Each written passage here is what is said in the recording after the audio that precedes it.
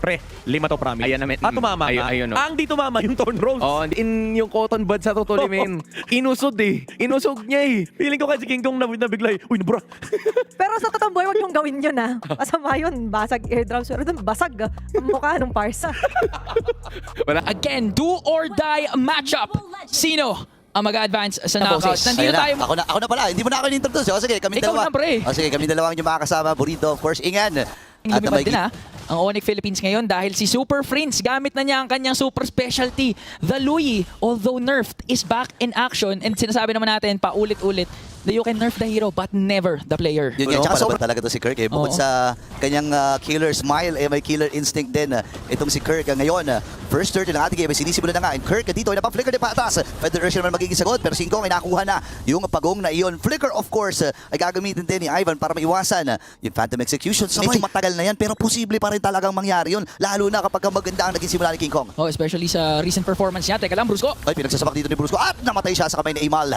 Ngayon, hindi na rin sasabay at lalapit pa itong si Super Prince habang si King Kong ay focus lamang na kinukuha yung kanyang purple buff. Maganda rin siya at makikita kung ginamit na ba yun, pero gagamitin na rin dito yung Tsunami Slam. Ngayon si Brusco ay kalahati yung buhay at natunaw na kagad pro 100 to 0. Kinumit niya yung fist crack para ma-prevent yung feathered airstrike pero handa kasi yung homeboys para doon kaya naman King Kong pa rin makakuha ng ikalawang turtle dahil look at the ults ng homeboys. 4 yung na-expect. Lang transition sa taas! Napakabilis ng mga nangyari pero nasipat din si Melky. Flicker ay nagamit din pero tumungtong na nga doon sa may likod. Itong si King Kong, alam niya na paparating na reinforcement para dito sa homeboys. Nagamit na rin 5 minutes pero dumidikit with the dispersion and rotation. Pumunta, ay ano ko po, sinalubong, niyakap bigla ni Kirk pero mamaalam din ng Sigma Jungler. Ngayon si King Kong naman, si Kirk rather, ay napunta sa ilalim ng base dito ng homeboys at mapapatay din siya sa kamay ni Melky. Na okay lang mamatay siya basta may kapalit parate yung Onyx. Oo, and kumbaga masasabi natin na yung mga roamers talaga, ito yung mga handa kang ipaglaban. Kung ano man na sana all handa ipaglaban. Oo, Pero nga, handa kayo ipaglaban kung ano man ang mga mangyayari at suliranin. Pero si Bruce na paggamit ng conceal. Nandun na face break and face crack! Si Kirk pa nga ang makakakuha ng pagong. Kaya lang dito na ang Super Family at kukunin na si Bill. Gamit din yung Vengeance pero hindi sapat para mailigtas sa kanya sarili. Sabay wings by wings para kay Izanami. Melky pumunta na nga rin at si Kirk ang pinupuntahan at pinupukusan dito ng homeboys. Pero habang nangyayari yun, may plano din si King Kong sa may bandang ibaba. Try niya mag-push pero parating na si Emal. Grabe si... Sabi ko ilang araw lang ang paghahanda nila. Actually, parang oras nga ng ata yung paghahanda nila dito laban sa Onyx Philippines. Ay, naku po! Magandang pagbawi! Pinagbabaril! Natin kalimutan hawak din ng homeboys yung Moskov na kailangan puruhan ngayon ng Onyx Philippines. Kaya naman, Brusco. Kinakasa, hinuhold dito yung diversion.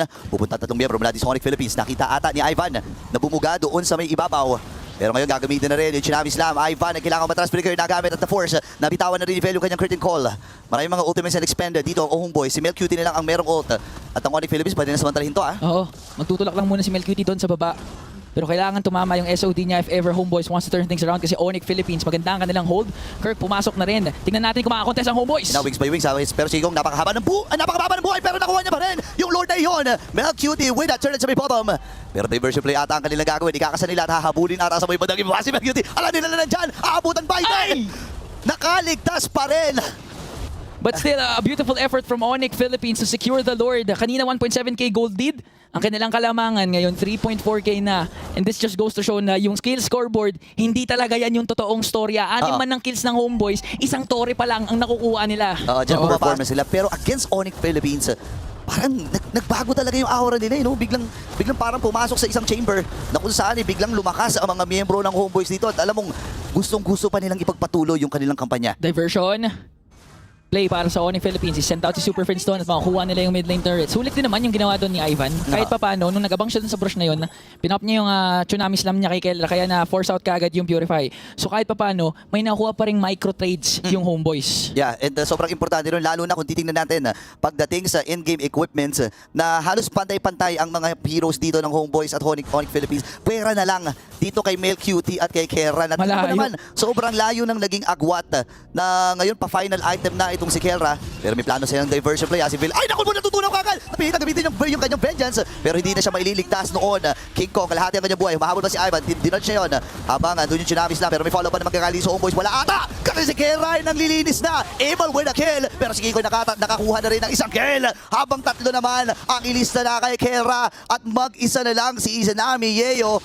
Pwede pa nga sila magbasag ng torre dito eh. Di muna maglo-lord, go for the inhibitor turrets. Grabe yung play na ginawa doon ng Onyx Philippines. Isanami Yeo, mag-isang dedepensa. 2 seconds bago mabuhay si Vel. Wala na yung gitna, wala na rin yung baba. May minions sila. Madedepensahan pa ba ng Homeboys? Tapos ba ito? Ay naku po! 2 hits delete mula sa Sigma Jungler at game number 1. Ilista mo na sa Onyx PH. Phantom Execution to Thorned Rose. Yung green na wala. Ito yung sinasabi ni Tilar na tingin niya sa mga kalaban niya na international siya. Minions eh, kasi parang minion yung buhay. Nabura bigla, akala mo nag-clear lang. Parang mas makunat pa nga ata yung purple buff eh. Oo.